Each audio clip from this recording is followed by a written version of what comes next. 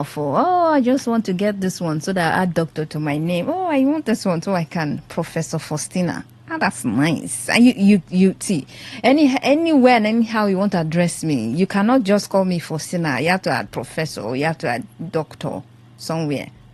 Any title at all I have. Yeah, add it. If you are writing my name, even on Facebook, you're addressing me, Dr. Faustina, Professor Faustina. And if you're calling me on air too, well, all right, time for me to open up the phone line so you can be a part of the conversation. React to any of the headlines that piques your interest, all right? It's the newspaper review segment of the Gospiration Show, Today 95.1 FM, Voice of the People, 0810-9510-951. And of course, you can send your messages to 0701-933-9962, 0701-933-9962. Send a regular text message or you forward it to WhatsApp. On WhatsApp, you can send me a voice message not exceeding 60 seconds. Okay, let's do that. Thank you for your understanding. Keep your calls coming in now. Hello? Hello? Yes, good morning. Good morning. You're welcome. What's your name? Yeah, my name is Yakubu. All right, Yakubu. That retired military officer said INA chairman should not be a professor. Or is that not?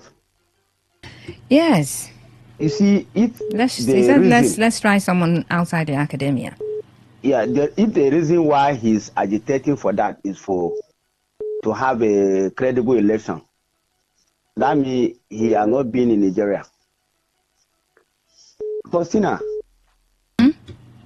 I started monitoring election far back in 1993, the so-called June 12 election. If we want to have a credible election, election are not rigged in Abuja, for your information. It's an organized crime in this country. Election are rigged in the polling unit. So if he's saying that they hate the election, no. It is the system that should be changed to make it unriggable.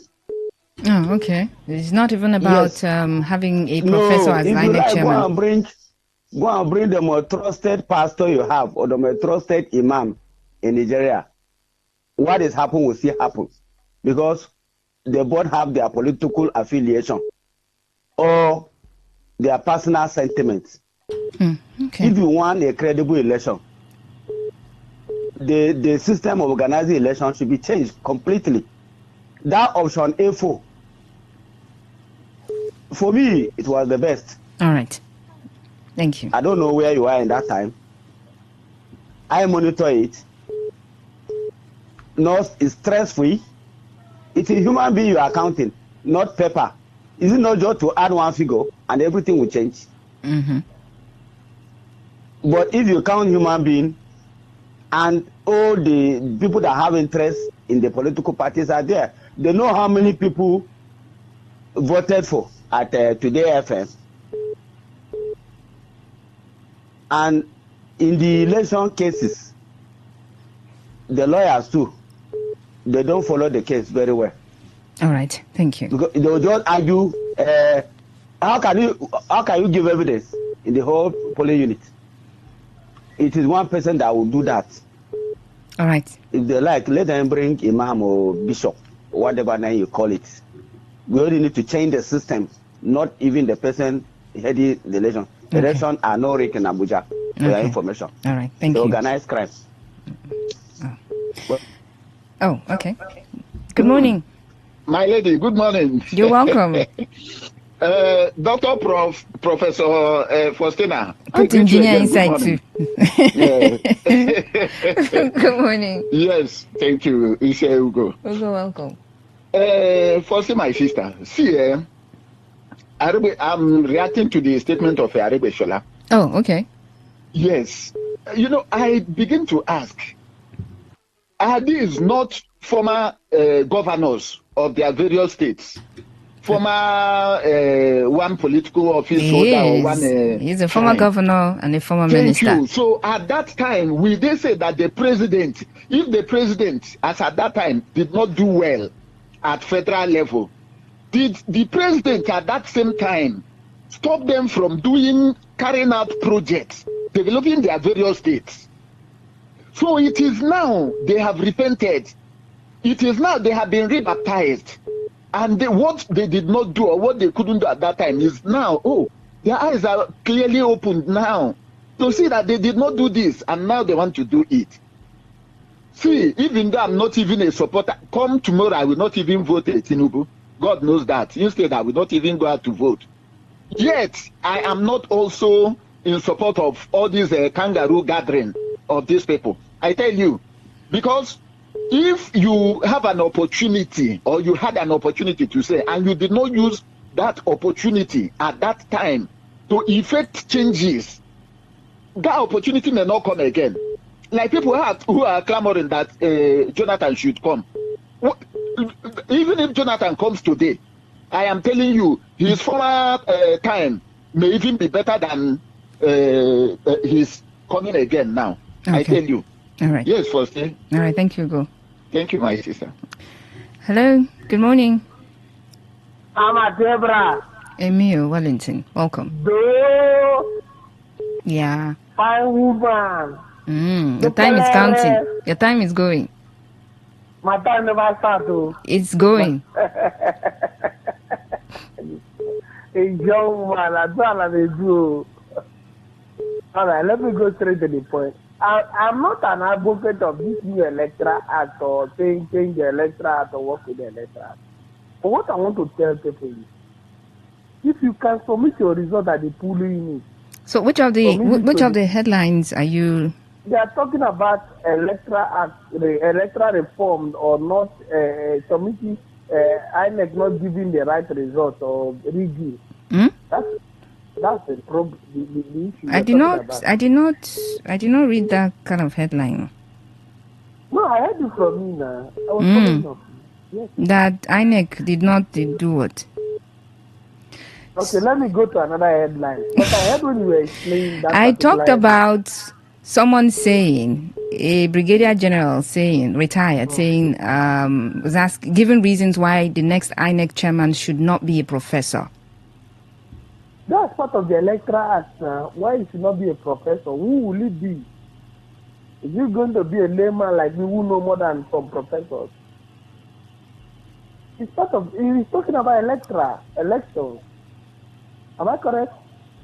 But you state the headline. Okay. So you don't. Let me go to the next headline. Talking about title, doctorate. If you don't want me to talk about the electoral act. Now you know. Now you they talk and now they follow.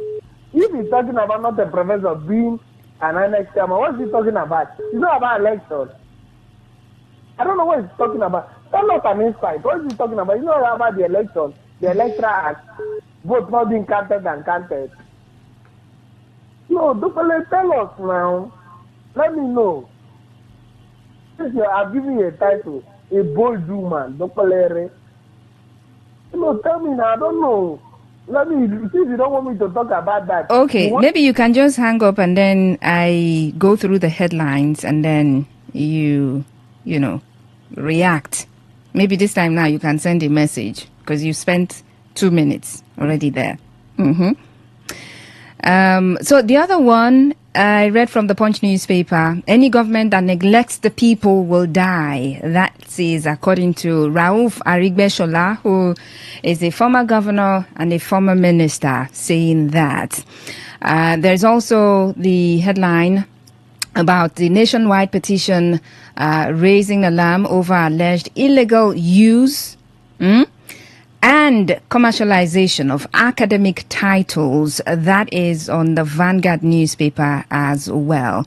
And then there is also the headlines, 2027, Tinubu will win via Muslim ticket. That is also another story. Cable newspaper has the headline that I brought to you. Atiku, I'm not desperate to be president. My ambition is about Nigeria's future. Okay? Why next INEC chairman should not be a professor? This is according to a Brigadier General Sura, retired. He gave, he said, let's try, maybe retired military personnel. Maybe we would have better outcomes. And then there is also the story from Tribune newspaper about Serap rejecting proposed salary hike for president governors. Those are the headlines that I brought to you. Okay. Hello. Good morning. Hello, Faustina. Mrs. Elowest. My name is Elowest. It's not the title that conducts election. Even if you pick a market woman, to conduct election as the INEC chairman or INEC chairperson,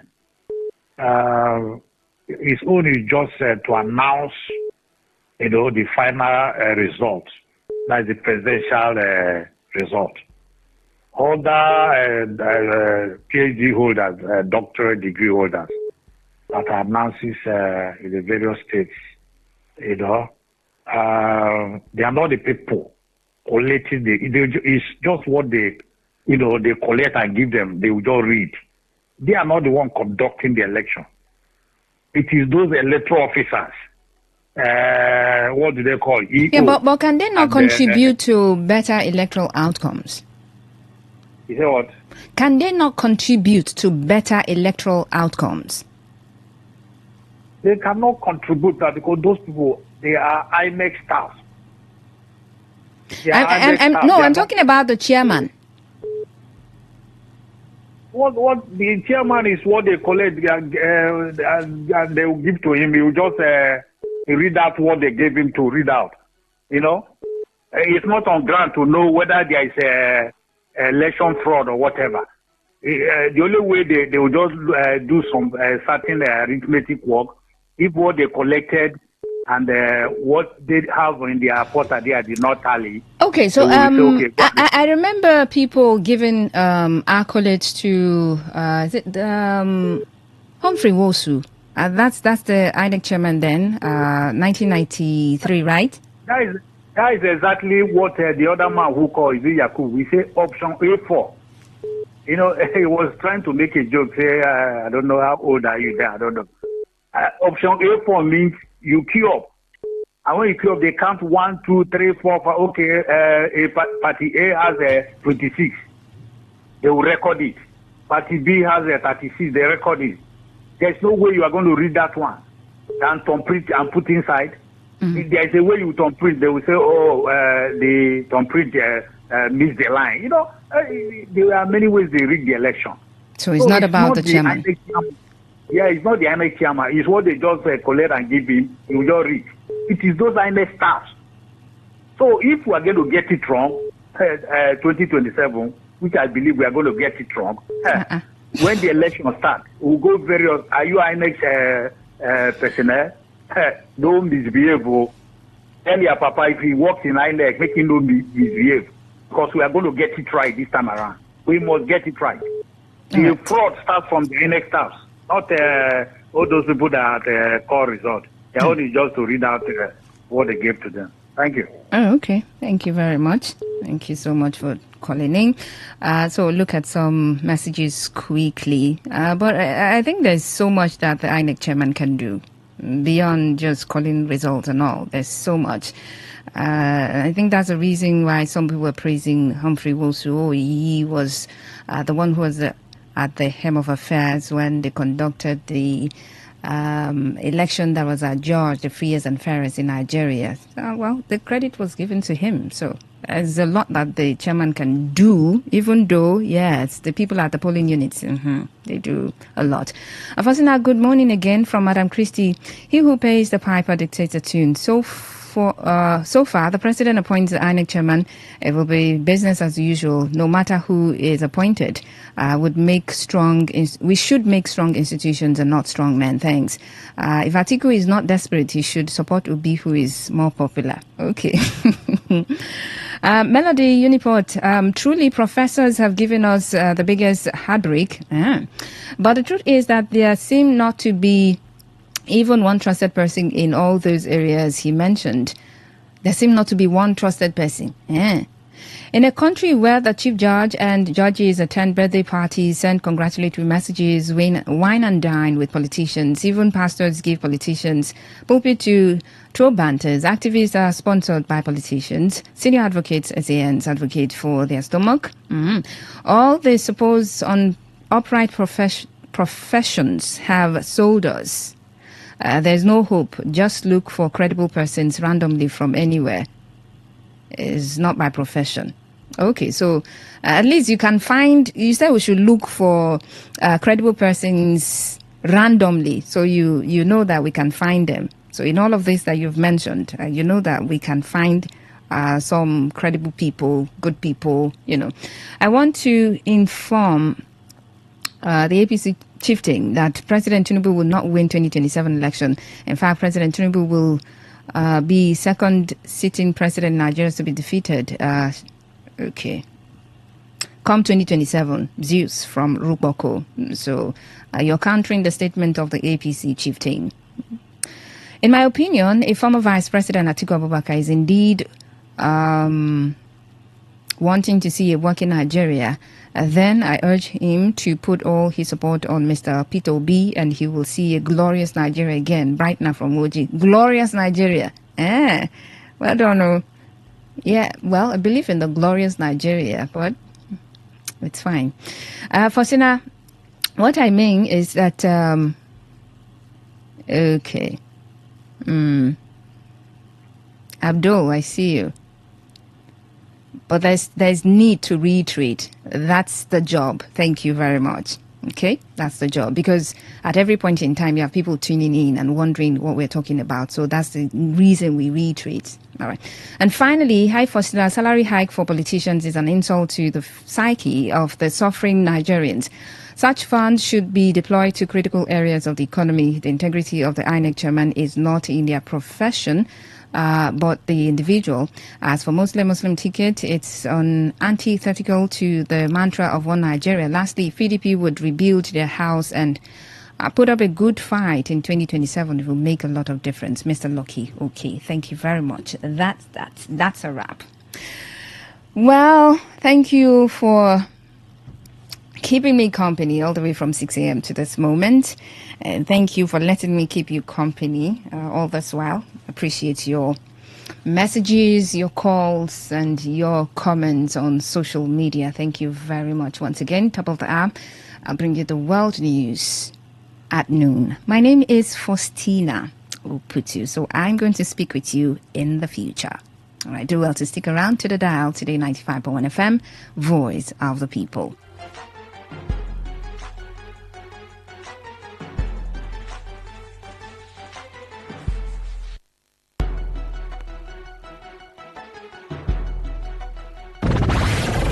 The station with the... As the voice of the people, we make sure that no one misses out. On Today 95.1 FM, there's something for everyone. Our tech show, because tech is new money. Our kids show, because we love the little ones. Our Gospelration, because it's the moment of truth. Our High Life show, because high life is vintage. Our sports show with the adrenaline. Our midnight show, because we care about your love life. Our nostalgia drive, because old is gold. Our show for young people, because Gen Z code is on. Our pidgin bit, because na Naija we dey. Our book review, because books are a mirror. Our big stories, because big things only. Our health shows with seasoned health experts, because we care that you're healthy. Our eyewitness report, because we want to hear from you. Our reggae show, because Rastafari. One love.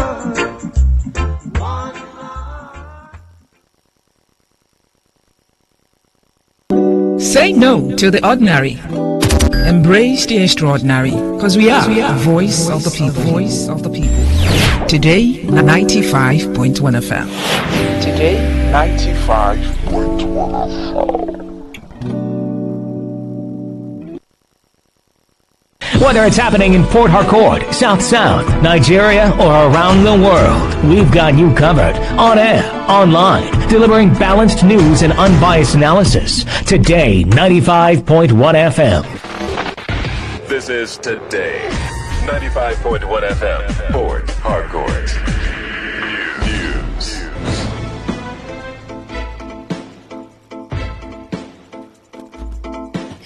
Hello and good afternoon. This is the World News on your premium talk radio, Today 95.1 FM, Port Harcourt. I am Faustina Oputu. And the headlines: Serap gives President Tinubu 7-day ultimatum to stop politicians' pay rise. Atiku pledges to support winner of ADC presidential primaries. On the foreign scene, Russia blames nuclear site attack on Ukraine. Details in a moment. And now the details of the news. The Socio-Economic Rights and Accountability Project, SERAP, has called on President Bola Tinubu to immediately suspend the proposed salary increase for political office holders, including the President, Vice President, governors, their deputies and lawmakers. The organization, in a letter dated August 23, 2025, signed by SERAP Deputy Director Kolawole Oluwadare, labeled the proposal as patently unlawful and unconstitutional. It urged Tinubu to direct the Revenue Mobilization, Allocation and Fiscal Commission to halt the pay rise, which it argues violates Nigeria's constitution and international human rights obligations. Serap also called on the President and Attorney General of the Federation and Minister of Justice, Lateef Fagbemi, to comply with a 2021 Federal High Court ruling by Justice Chuka Obiozo, which mandated the RMAFC to review and reduce lawmakers' salaries to reflect Nigeria's economic realities. Serap criticized the RMAFC for prioritizing salary increase for politicians at a time when over 133 million Nigerians live in poverty and many state governments struggle to pay workers' salaries and pensions. The organization urged Tinubu to reject the pay rise and encourage other political leaders to do the same, warning that failure to act within 7 days could lead to legal action to enforce compliance. Former Vice President Atiku Abubakar has declared that he would back anyone that emerges winner of the African Democratic Congress ADC primary in 2026. Atiku said it would not matter whether he wins the party's ticket or not. Atiku, one of the top leaders of the coalition movement, addressed members of the party during the welcome ceremony of the new defectors to the coalition party in Lagos State yesterday. ADC received top members of the ADC and APC and LP into its fold. The defectors were welcomed into the ADC fold by the National Secretary Rauf Arigbeshola, Senator Kolawole Ogunwole, and the State ADC Chairman George Ashiru. Atiku, represented by Professor Ola Olateju, was the guest speaker at the ceremony. On the question of who would emerge as the presidential candidate of the party, Atiku said only the party would determine that. Meanwhile, the African Democratic Congress ADC has pledged to prioritize youth and women in governance by reserving at least 50% of elective and appointive offices for them.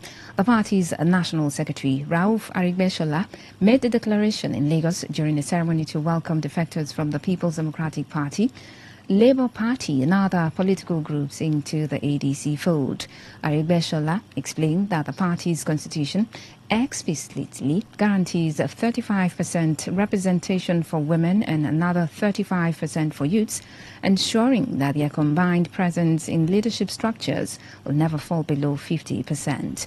The party chieftain emphasized that the ADC is not controlled by an individual, but by a collective patriotic citizens determined to rebuild Nigeria.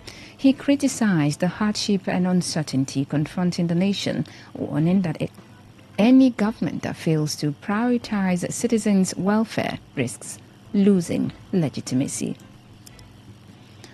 The People's Democratic Party Governors Forum has warned the Minister of the Federal Capital Territory, Nyesom Wike, and others against derailing the National Convention of the party scheduled to hold in Ibadan, Oyo State, on November 15, 2025. In a communique at the end of its 7th meeting held yesterday in Gusau, the Zamfara state capital, the governors reaffirmed their full support for the resolutions of the 101st National Executive Committee NEC meeting held in July 2025 regarding the November 15, 2025 National Convention of the party. The governors urged the members to resist attempts to derail the convention, describing the PDP as the only democratic institution and viable alternative for restoring Nigeria to the path of good governance and development. The meeting, chaired by the forum's chairman and governor of Bauchi State, Bala Muhammad, deliberated extensively on the state of the nation, insecurity, the erosion of democratic values, and preparations for the party's forthcoming national convention. The forum commended the resilience of PDP leaders and members in overcoming orchestrated defections, stressing that such distractions cannot diminish the party's grassroots appeal or the public's yearning for affordable living and relative security as experienced under PDP-led administrations. Wike, on a television program on Tuesday, expressed dissatisfaction with the South Caretaker Committee constituted by the PDP National Working Committee and the retention of Ali Odefa as National Vice Chairman, South-East. The former River State Governor warned that a fresh crisis could erupt if the PDP refused to acknowledge the Zonal Congress that elected his ally, Dan Obi, as National Vice Chairman, South-South. River State Commissioner of Police Olugbenga Adepoju has been asked to put modalities on ground to checkmate alleged excesses of his men amid growing concerns of extortion and issues concerning electronic central motor registry. A Port Harcourt-based human rights activist, Charles Jaja, in an interview with Today FM's Uchendu Ejowo, condemned the continued extortion by personnel of River State Police Command from motorists, despite the Inspector General of Police ordering suspension of enforcement on electronic central motor registry.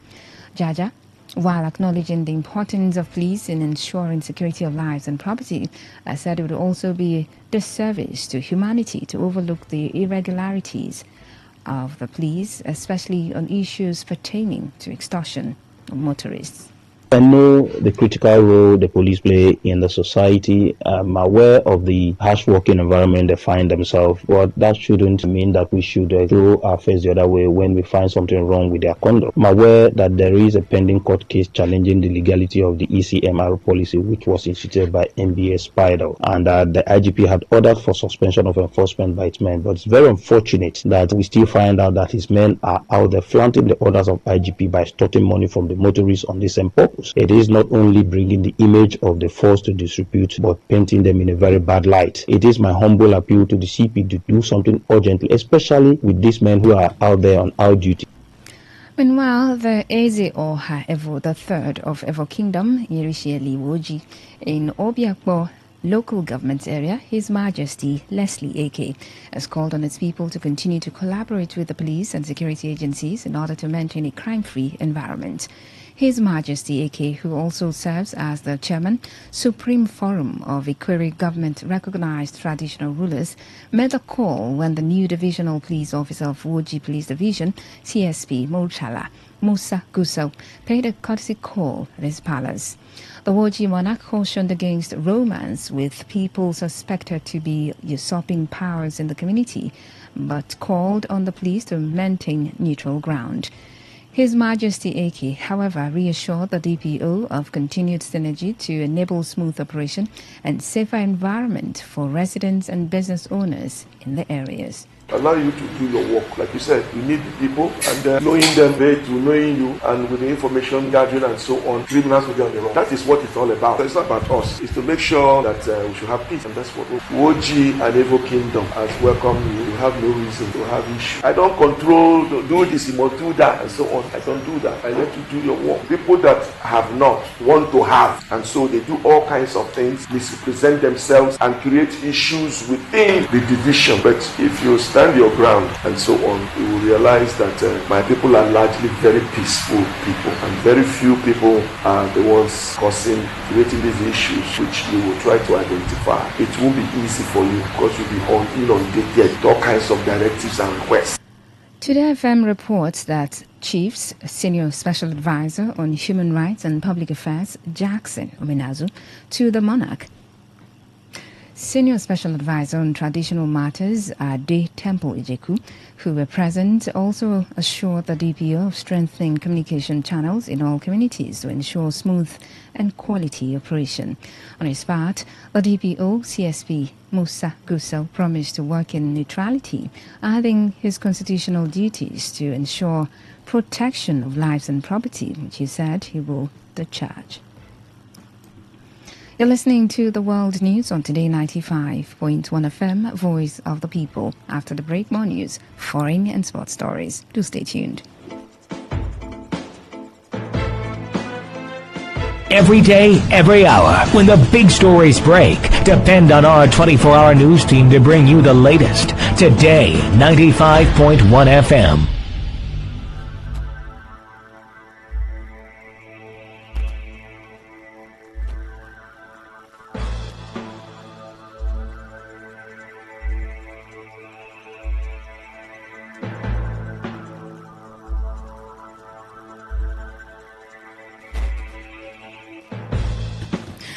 Welcome back, and moving on straight to the foreign scene. Russia has blamed Ukrainian drone attacks for a fire at a nuclear power plant in its western Kursk region, saying several Russian power and energy facilities had been targeted overnight. The plant's press service said on messaging app Telegram that there were no injuries and the fire was quickly extinguished.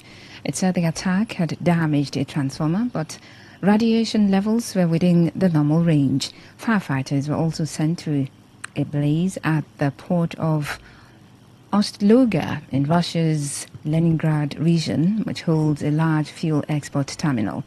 The regional governor said about 10 Ukrainian drones were brought down and debris had sparked the fire. Ukraine has not commented on the Russian accusations. And in sports, a 24-year-old Nigerian striker, Victor Boniface, is set to return to Bayern Leverkusen today after medical concerns stalled his potential move to AC Milan. Boniface, who underwent a series of tests at La Madonnina Clinic and Galeazzi Hospital in Milan, over the past 48 hours was sent back to Germany without a green light from the Serie A club. The delay is believed to stem from the player's injury history, including 2 prior cruciate ligament tears during his time at Bodo Glimt in 2019 and recurring muscle issues, which have prompted Milan to adopt a cautious approach. Giving an update today, transfer expert Fabrizio Romano confirmed Boniface's medical assessments have yet to satisfy Milan's stringent standards, with further checkpoints pending. The proposed deal is negotiated between Milan and Leverkusen, includes a €5 million loan fee and a €24 million purchase option. However, the club's hesitation indicates the critical role of medical evaluations in today's high-stakes transfer market, where players' health can determine the success or failure of a multi-million euro investment. To end the news, here's a summary of the major stories. Serap has given President Bola Tinubu a 7-day ultimatum to stop politicians' pay rise. You heard that former Vice President Atiku Abubakar has pledged to support the winner of ADC presidential primary in 2026. And on the foreign scene, we told you that Russia has blamed a nuclear site attack on Ukraine. And that's the news, as edited by Ifunanya Obemendukwe. For comments and inquiries, please call 0818-389-2850 or send your emails to news@todayfmlive.com. You can also read our stories on www.todayfmlive.com. I am Faustina Oputu. Good afternoon, and thank you for listening. Today's news, today's entertainment, today's sports, today's issues. Today on Today 95.1 FM, Port Harcourt. What's a successful business without sales? And what is sales without an audience? Well, do you know that you can reach 8 million listeners across 6 states in 2 geopolitical zones all at once? How? With Today 95.1 FM, you can get millions of people to know about your business. And what does that mean to you? More sales. Call 081 389 2850 now for more information.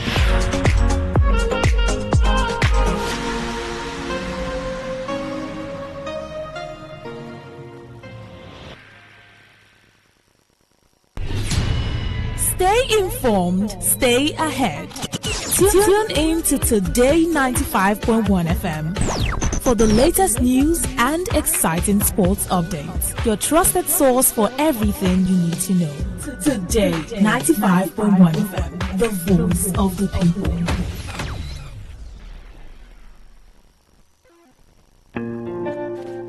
You know, say I love you. I love you. Oh, I love you. Oh, my love, I want you by my side. You know I'll make you laugh. I want you to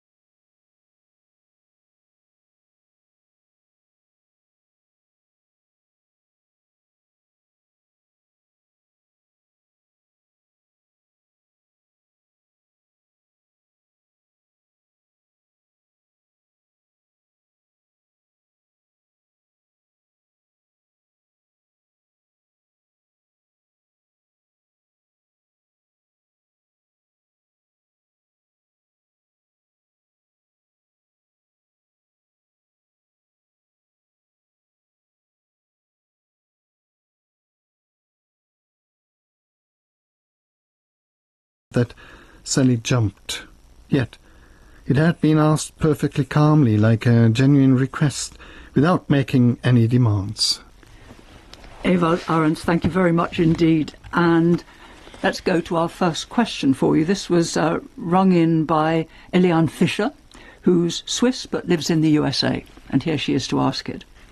Hello, I'm Eliane. I'm from Switzerland, but currently living in Milwaukee, Wisconsin. My question is, which character came to you first?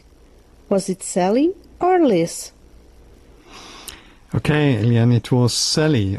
The first thing I thought about when the story to this book came to me was that I wanted to write a story of healing.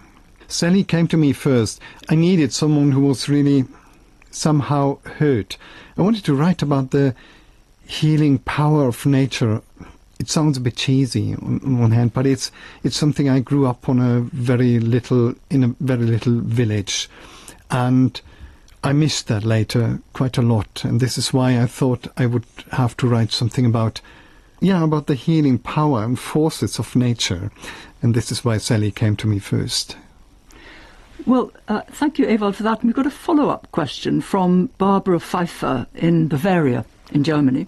And she emailed to World Book Club this. She wrote, "You're writing about two women belonging to different generations, as you are a father and also a teacher, and have therefore much contact with young people. Which character was easier for you to create, or did you personally feel closer to?" Now, I think you've probably answered about feeling closer to Sally, but no, maybe not. No, not really, because I think, well, first of all, Sally came to me. People often ask me how I could possibly write about women's feelings, something like this. But especially with Sally, I thought it's just like I was at that time, angry for no reason perhaps, not happy with the situation you live in, not at all, and you seek for something. And so it was Sally that came to me first. But on the other hand, I am a rather old white man now, and I could easily feel what it means to ask yourself, well, 2/3 of my life have been lived now.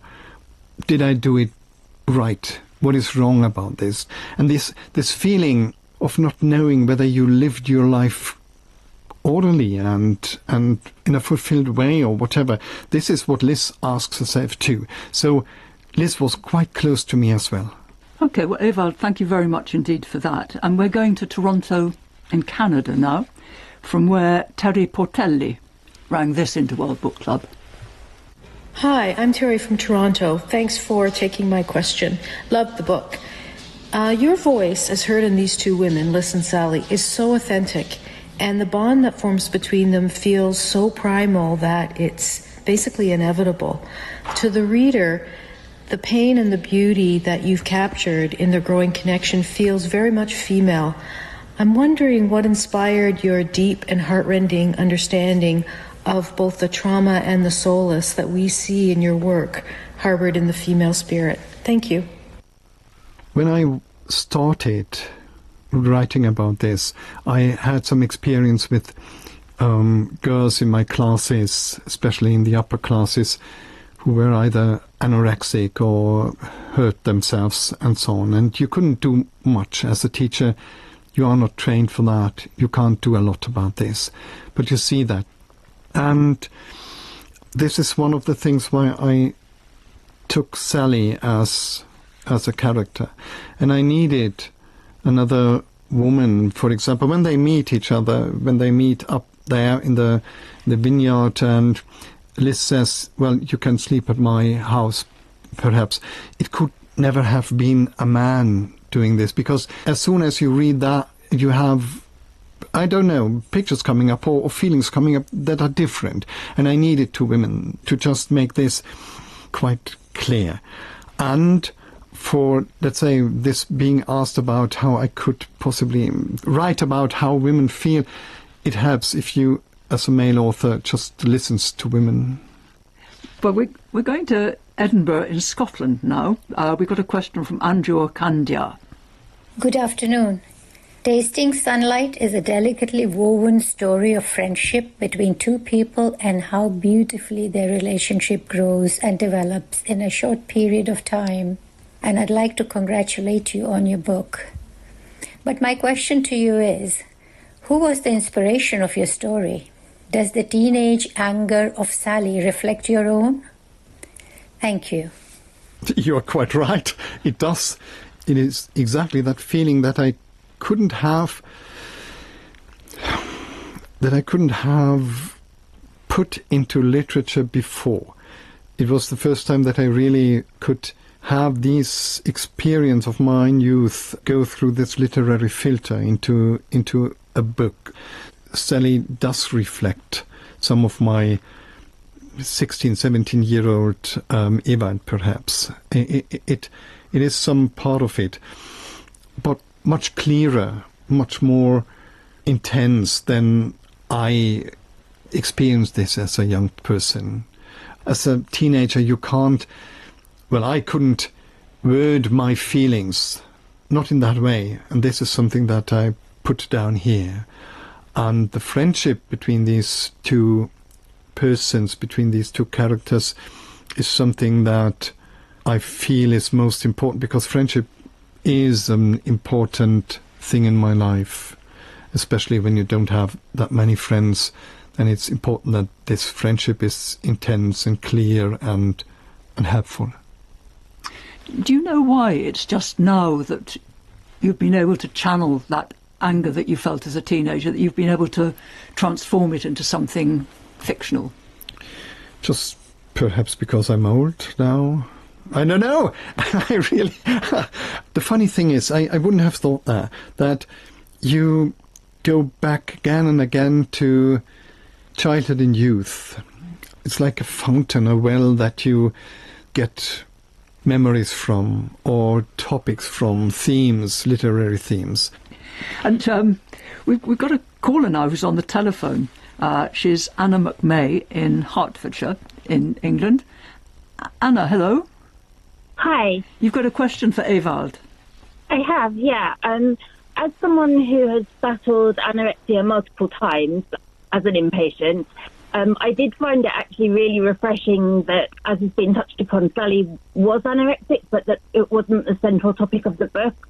So it was significant, but also just a part of her wider characterization. So do you have personal experience or personal experience of living with someone with anorexia? I can say that in my family there are, a few psychic disorders, a few family members with psychic disorders, which is why I have a lot of experience with living with them. But as I said earlier before, my experience with anorexic persons was mainly at school, and I felt very, very helpless about them. I talked to some of them, and as I said, they were most interesting persons, which is why I put Sally like this in the book, because I thought she is witty, she's humorous, she's angry and all that, and it is just this disposition that makes her weak, and she doesn't want to be weak.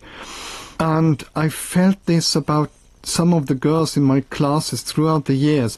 I felt the same, but couldn't get close enough to just really build up this kind of friendship that Liz could, for example. And I would have liked to do so, but as a teacher you are really, really limited. As an author I am not. I can possibly do this in a book. And once I had, and this really touched me deeply, there was a reading, and I saw a young woman was waiting until everybody had gone, and she came up to me and said, "Well, your book, it really helped me heal myself, sort of." And this was when I nearly cried, because this rarely happens. So far to you, Anna. Ewald, thank you very much. It would be very good to have another reading from Tasting Sunlight. It's this is Sally quietly raging about the way she's been treated because of her anorexia. She didn't know of anywhere that hadn't tried in some way to tie her down. Home, school, the clinics. As soon as you walked in, the tethers and chains and strings and nets grew out of the walls and out of the floor and down from the ceiling, and it became increasingly difficult to walk around them. And it became increasingly impossible to move away from home and school and a friend's houses and from everywhere in general. There were supper chains and elastic tethers and rubber nets, but the further you wanted to get away, the more they pulled you gently back. At night they grew sticky and heavy, and you had to keep your mouth shut and breathe through your nose to stop them crawling inside you. Or they stuck to food, and you accidentally swallowed them down like a hair that never stopped growing, ever thicker and more rigid, and then pulled at you from inside till you had to puke. That was why it was sometimes better not to eat. But as she'd ridden the bike through the fields and villages, through the clear autumn air, she hadn't felt anything pulling. Liz Farm didn't pull on her. She was still free. Thank you very much, Ewald Arendt, for that. And in relation to that reading, we've got a question now that was rung in by Maggie Mitchell in Shrewsbury. There are lots of references to invisible ties and tethers in this book. Even though these are not actual ropes, our two central characters often refer to feeling tied up and restricted, unable to escape these invisible bonds. Can you explain a bit more about this idea and why both women feel this way? Okay, this might be a bit... this is personal again, because I thought, again, as a young person, sometimes later as an adult with 2 kids, whatever, I sometimes had this feeling too of being tied to things, and I couldn't really cut these bonds or tethers or whatever they are. Later I thought it's both. They sometimes are helpful to keep you in your place where you belong to. But on the other hand, as soon as you have the feeling that this is not the place you ought to be in, then these strings and tethers and rubber bands or whatever keep you there against your will.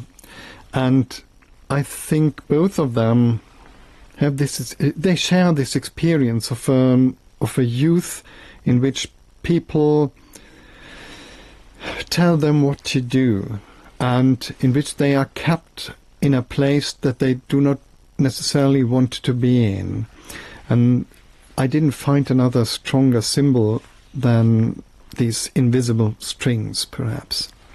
In a way, it's quite obvious why Sally feels tied, because she feels tied by her parents, by the clinics. They don't want her to leave. It's less obvious, isn't it, with Liz? She's a woman on her own, running this farm very well. Yeah, you can't see these tethers, perhaps, at the first time, at the beginning, but she has a history. She has a story of her own, and well, she's got quite a load to carry. There's a story of abuse and of early marriage, early unhappy marriage, and especially this book deals a lot with the beauty of a village and of nature, but there's another side to it. Life in a village where everybody knows each other, in which you are bound to do things that you perhaps wouldn't like to do if you had a free choice. But in a village there are so many things that are just done this way, always have been, always will. And this is why Liz has lots of these bonds. She has cut some of them, but there are still some left. Ewald Arendt, thank you very much indeed. And I know Anna McMay is still on the telephone because she has something else she'd like to ask. Anna, hi. Hi again, thank you. You've touched upon the fact that both of the protagonists are women. Do you think it would have worked had they been men? Would the friendship have still been quite as deep as it is? You should see his face. You should see his face, Anna. He's shaking his head. I'm shaking my head. I don't want to do some advertising here. There's another book that I wrote because I built up some relationship with my grandfather, with my very, very strict grandfather at a time. This is another kind of story. This wouldn't have worked here, I think, because I don't think it would have worked this way with male persons. I really don't think so, because I believe that women work differently with this kind of friendship, and I do believe that they sometimes have more insight into some of this understanding. I think it has to be less to have that much understanding, because I don't think that a man would have had the same kind of experience that Sally had. And Liz needs to be a woman to understand how Sally feels at a certain point. Perhaps this is the clearest I can make it. Well, thank you, Ewald. Anna, I know you live in England, but I gather you've got some connections with Germany, with Bavaria in particular. Is that right? Yeah, I've got I call them my second family in Munich, and then also in Austria, another family there. And I totally related, because I just used to go out there completely ill and come back healed. Okay, well, thank you very much, Anna McMay. And these next questions come from Susan. Hello, I'm Susan from Newcastle. I'd like to ask you, this book is about an intergenerational friendship.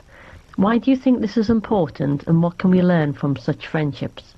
Have you ever had an unexpected friendship yourself? But as I say, two questions, Ewald, really. But the first one is, what is the importance of intergenerational friendships, do you think, and what can we learn from them? First thing is, I think that intergenerational friendship is rare, because mostly the relations between generations is parent, kid, grandparent, child, whatever.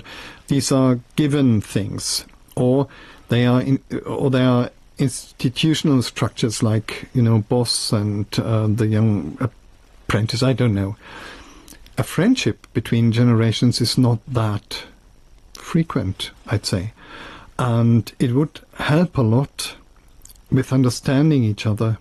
And this is really something that I really think. Look at school, for example. There is a teacher and there are the students, and teacher knows how things are going and teach these things, and students have to take that in and perhaps revolt or whatever. But there is no real friendship between them, which would be a good thing. And I really believe in that, because it would help to understand each other far more, the history, where we come from, what we do, where we go, and perhaps you can profit from it, both sides. We can from youth, and the youth can from adults as well. This is some kind of ideal world, perhaps. Intergenerational friendship should be given more attention. I think it should be compulsory. Yeah. We should make it mandatory.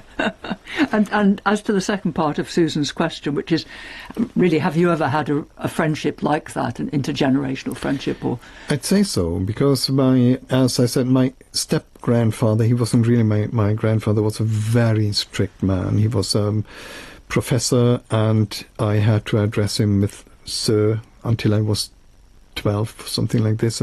I had to pass 6 weeks, my summer holidays there, preparing for my exams that I had failed before.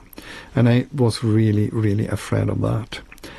And then it turned out that this really tough old man who took a cold bath every morning developed a deep understanding of my youth. So I started to understand him.